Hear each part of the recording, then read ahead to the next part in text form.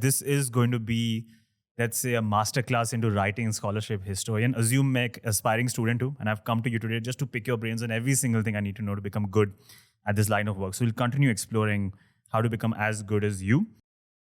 Right from the outset, the first question that I have that's going to probably set the tone for all of my work is something similar to this. What is going to be my role as a historian or as a biographer, as a scholar? What function am I going to perform?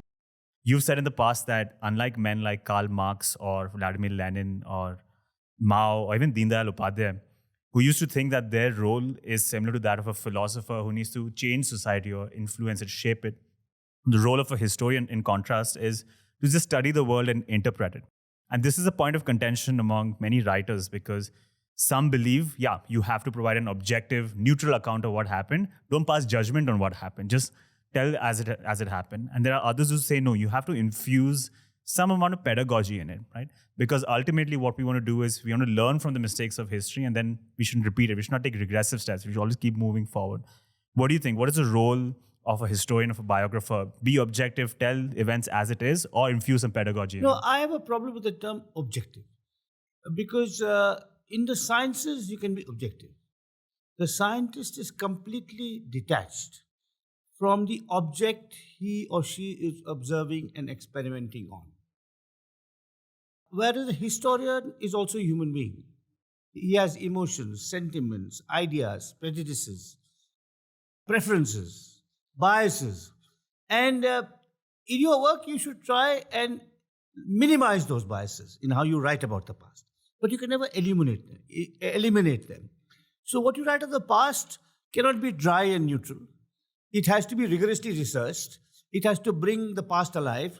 But your narrative, because you're constructing words, a scientist works with numbers and equations largely. You're constructing words. You're constructing a narrative. You're constructing an argument. You will come into it. And so your views, your morals will be there somewhere. They should not be visible. They should not be too visible. They should not dictate what you write about. You should never willingly suppress a fact or a series of facts that are contrary to your political or moral beliefs.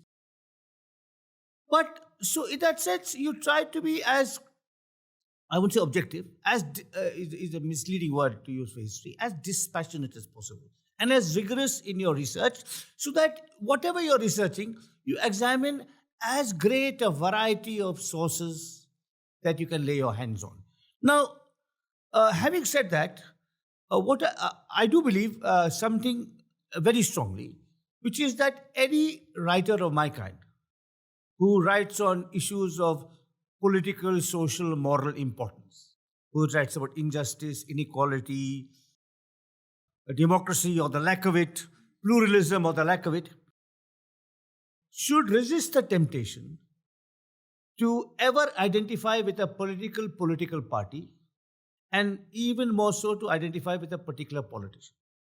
Historians, in fact, not just historians, social scientists, so sociologists, economists, political scientists, and historians, there's a great temptation to be a Rajguru, to whisper in the ear of, the politician who's closest to your point of view. So if you are, shall we say, attracted to Hindutva, you want to find a BJP politician. If you're a secular liberal, you want to find a politician on the left.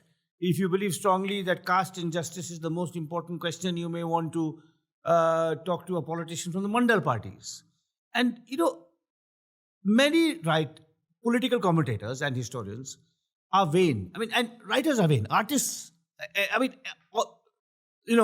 people, successful professionals are vain, and particularly if they're men. Not exclusively if they're men. I've known vain, successful women too, but particularly if they're men, they have an inflated ego, an exaggerated sense of the importance, and they're incredibly prone to flattery. So if you got a call, from, shall we say, a minister, education minister, it could be in Karnataka, it could be in Delhi, says, Dr. Guha, we like your writings. We really like your advice on what our curriculum should be, what our government policy should be. So, I'm having an impact. The chief minister is listening to me. The education minister is listening to me. And you think you're using them to get your views across. But actually, they're using you to give them legitimacy and credibility. So I think One of the great advantages, because I'm principally a historian, but I'm also a columnist. So I write a fortnightly column, which used to be a weekly column. The column is translated in 11 languages, so it appears everywhere across India, because I want to reach as wide an audience as possible. That's also one of the duties of the historian. You get, but you should get in your column, you're just communicating, interpreting, documenting. Very rarely are you advocating. And even if you're advocating, you should advocate in a broad sense. For example, something I've advocated in my writings, in a very broad sense, is about the virtues of pluralism. Why is it important that India, at its birth in 1947, no, actually the birth of the Republic is 1950 with the Constitution, why was India constituted as a country in which no single religion or no single language would be dominant, and how that pluralism has sustained our unity and our democracy, and why abandoning it will be a problem.